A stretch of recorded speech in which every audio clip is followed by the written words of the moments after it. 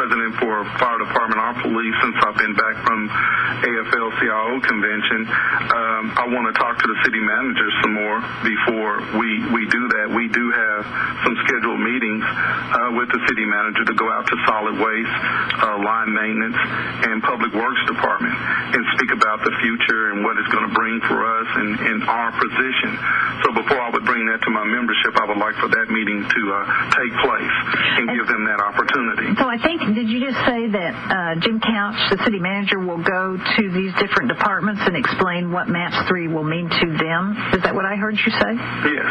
Okay. And generally, are these like 30-minute presentations, or have you ever done this before? We haven't. And we had a meeting after city council meeting. I met with Mr. Couch and Donna Berry, the personnel director, with our attorneys and a couple of my board members, and we discussed a lot of different issues and a lot of different problems that we've had. So we thought that it would be a good idea for him to come out and explain to these different departments and let them talk to him about their situations, because he hadn't been out to any of those sites in quite some time. And if we're going to be in this together, we need to stick together, and we need to have a true understanding of exactly how this is going to affect us. And so, I mean, I've always been a negotiator. I want the best for the taxpayers, and I want the best for our members. And so we hope that this will help us make a decision in where we want to go. Do you mind that the FOP took a vote and voted to not support MAPS 3? No, that's their membership. They're the leaders of those departments, and if they feel that that's the stand at this point that they need to take, then that's what they should do. And so possibly you will vote on this. It just depends on how these meetings go. Is that right? Yes. It's a little bit different for police and fire than it is us. Like I said earlier, we're going to be the people that get cut. My people will be the people that are laid off, that don't have jobs right after Christmas. They're not going to lay any fire and police off, so they can take a stronger stance than we can. And so it's interesting. It seems like your negotiation is pretty powerful. So what do I know? Anything else you would like the citizens to know about your position? Yes. I really think that this is very, very important. There needs to be an oversight review board. There's no way that the taxpayers should vote yes. What that does, this committee makes suggestions as these projects go along of things that they think may be troublesome or need some more detail or something needs to change about it. And they take it to city council, they make it public, whatever it is, and they take a vote on it to make changes as they go. Now, as I understand, though, one of the frustrations of the Oversight Board last time was they had no power. Are you saying you'd like an Oversight Board that could override the council? I'm saying that it needs to be a committee that reports to city council everything and every action that happens as these projects go along. And then the council vote based on their recommendations? Yes. Okay. But you would like to have a governing body be in the position of overseeing the council? Yes. Okay. Who would you like on this board? Well, different people from different, I think, the three union presidents for one, and then whoever else the city council and the city manager would like to put on those boards. But it needs to be someone that watches out for the taxpayers' dollars.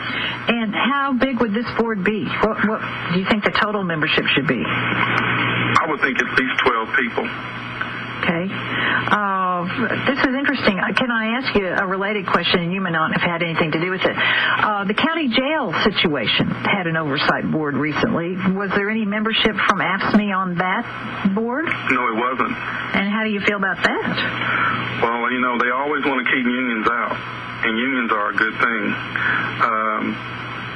And I think that they should be, because everyone that works for the city of Oklahoma City are union members, and for police and fire, and they need to have a voice at the table. So how long have you been the president of AFSME? I believe 8 And has it been a learning curve, a hard learning curve, or did you just fall right into it? No, it was very hard. I'm still learning. And what makes it difficult? What makes my job difficult? Yes. Negotiations with the city. It's a never-ending battle. I mean, you're dealing with health benefits. We're dealing with insurance right now. They want us to pay 50% of our retirees. Our retirees are asking to pay 50% of their insurance benefits. Most of my guys retire with about $1,500, $1,600 retirement for the rest of their lives. 500 of that is eaten up in insurance coverage. I mean, we face a really tough battle. And then to work 25 years and give 25 years of service and do the work of two people, that's a lot to ask. Yes, I'm sure it is. I was thinking about the other places around the state that are kind of, suggesting that they're going to have to do the same thing. Do you believe it's mismanagement, or do you think it's just a sign of the times? I really don't want to point a finger or place blame. I would rather try to be a voice to make change, to make things better. And this sales tax is something that can do that can make everyone safe, give everyone better working conditions, and can fix a lot of problems for us. It can almost work like a stimulus. And another thing that people need to understand, too, is that we're not asking for raises. We're asking for positions. We're asking for manpower. Gotcha. So you feel like you can do your job better. Yes. This, to go back to the mason, is that a dangerous thing that you have temporary workers and only one mason? Yes. It is an unsafe situation? I believe so, yes, it is. And are there many of these like that? Well, that section is like that. That section is exactly like that. I think we have about 4 or 5 masons. I've written a letter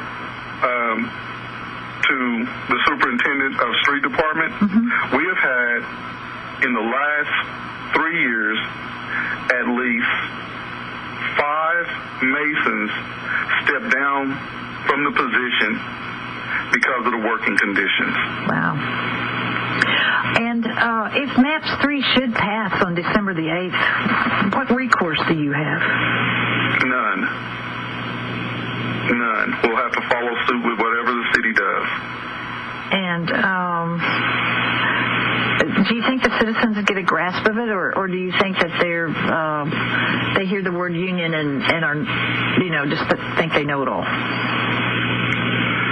I really don't know. I haven't talked to any of the citizens very much. I've only talked to my membership and the people that work at the city. I haven't went out and just had conversations with different citizens that are taxpayers that don't work for the city. I hope they hear our message. I hope they understand what we're saying. Well, I think you've probably opened up a lot of curiosity about the working conditions at the city. So I appreciate your time so much on a Sunday night. And we'll look forward to see, should you choose to vote, or if your meetings with the city manager are meaningful ones. I hope they are. Thank you so much. Thank you. Thank you for your time on a Sunday night. Thank you. Appreciate it. Bye-bye. Bye. That is William Bryles. He is the president of the local AFSME, and of course AFSME stands for the American Federation of State, County, and Municipal Employees.